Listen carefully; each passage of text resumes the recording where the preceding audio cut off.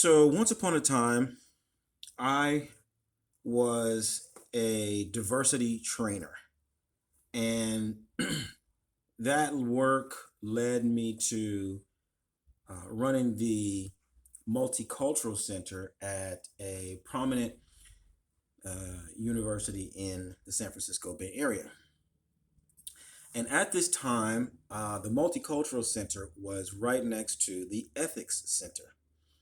And so the guy who ran the ethics center and I would have a lot of conversations. We had a lot of really good philosophical and conceptual, policy related, all kinds of conversations around ethics. And if I remember correctly, this guy was no, he wasn't a priest, um, but he was a believer. He was very steeped in his beliefs as a Catholic.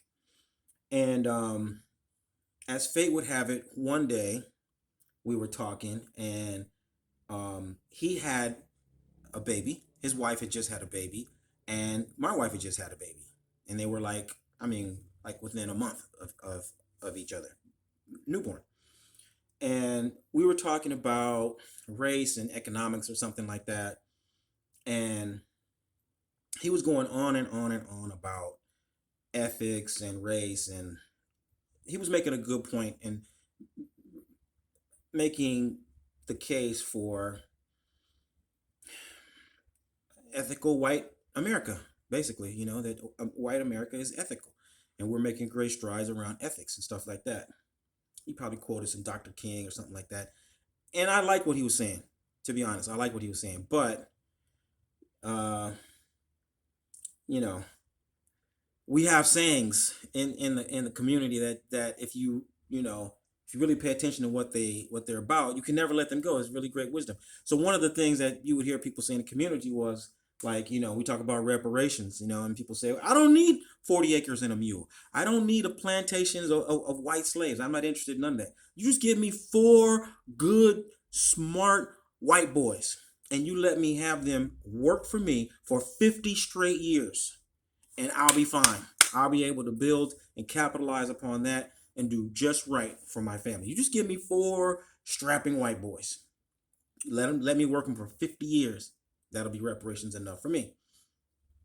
So I said something like that to this guy, right? And it was cool. We had a real good rapport. So he heard and understood what I was saying. And it was like, ethically, would you compromise your son's economic opportunity? Would you transfer your son's wealth over to my son's wealth so that my son could have a real fair shake? That would be really equitable. That would be really ethical. That would be fair based on what we're saying is the trend and what we would like to see happen. We could solve this problem in one generation. What do you say? Of course, he said, no, no, no, no, I wouldn't do that. And I said, thank you for being honest, because I know you wouldn't do that. Even if you wanted to do that, your wife wouldn't stand for it for 1 second. There's absolutely no way that she'd be willing to compromise her son's future so that my son could have a fair shake. And that was always, this is something I learned as a diversity trainer. We would do workshops, man, and people would cry and have snot running all down their face, and it would be just drama. The black folks just pouring their hearts out. And it always would come to a point where the white folks would stop talking. They would just shut down. Not because they were afraid, not because they were overwhelmed, but because they knew in their minds where the conversation is going now. I know that there's nothing for me to say. I honestly, there will be no redistribution of wealth, and there will be no recalculation of actual power voluntarily by white people. So I can't speak on it. And that's what, I discerned after doing multiple workshops, right? Now, why does this matter? Why does this matter? This matters because, number one, it points out the natural limitation of coalition building.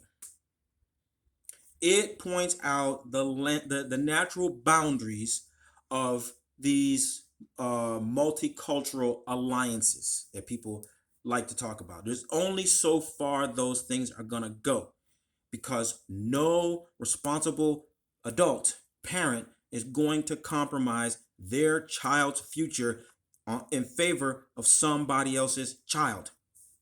The moment they perceive that what they're doing for you is going to compromise them, they cannot execute that movement.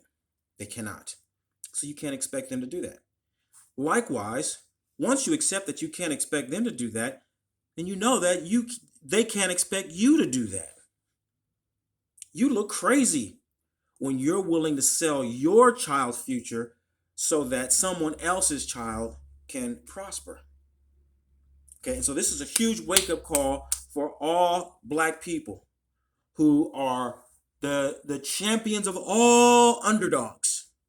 And everybody who's an underdog gets taken under our wing. And we got to champion their cause. And we got to stand for them. And we got to include them. And we got to put them out front and say, we are going to fight for your right to do and be whatever. But they are not going to do that for you. They cannot do that for you. Their constituencies will not allow them to compromise their gains in favor of your needs. It cannot happen. You cannot expect it to happen, right? So you got to be working from a place that always benefits your constituency, your community, your people, and then you lend yourself wherever it is strategically advantageous to the causes of other people. That's how the game is played, right?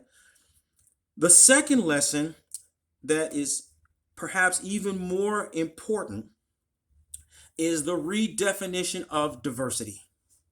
You see, we were handed a definition of diversity by the powers that be. The powers that be told you that diversity is like one of the old jokes we used to tell on the playground back when I was in elementary school. You got a black man, a white man, and a Chinese man, and a Mexican man. That was a joke, and it would be all these little. You guys remember those jokes we used to tell? That's diversity. You got a black man, a white man, a Mexican, and a Chinese. And then they just keep adding on to it. Then you get a black woman, a white woman, a Mexican woman, and a Chinese woman. You get a black homosexual, a white homosexual, a Mexican homosexual, a Chinese homosexual. A blah, blah, blah. That's diversity. Just put one of everything on the brochure and we've achieved diversity. I'm oversimplifying, but you know it's true. 40, 50 years after integration, what I'm saying bears itself out statistically. Okay? But that's because we accepted someone else's definition of diversity.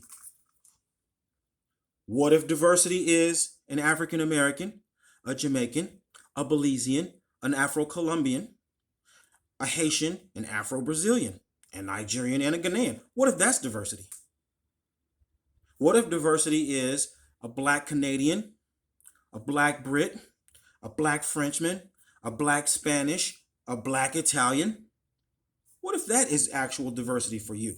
And what if coalition building and multiculturalism means Pan-Africanism? What's the difference between being Pan-Africanist and multicultural? It's just a question of whose definition you're following. So the second lesson that I really want to drive home is define diversity on African terms, right? Then you are defining compromise and advantage also on African terms, right? And then you're not trying to negotiate and calculate with your only known enemy. See, you're not. What we're trying to do is we're trying to figure out how to negotiate with the power that has enslaved us to share resources with other people that they've enslaved. Why does that make sense? Well, who is going to benefit? Well, they're going to frame it up in such a way that no matter who wins, they win. Another definition of diversity means you withdraw from the parameters that they set altogether. You create your own parameters, and you negotiate on your own terms. You set your own vision.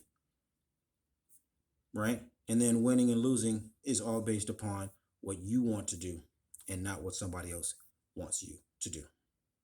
So that is my little chat on ethics and diversity and empowerment. I hope the lesson is meaningful for you, and I really look forward to your comments and insight. What do you think about this little lesson here? Where have you seen it play out? And what do you think is possible for us to redefine diversity on African terms? I look forward to hearing your comments. Bye for now.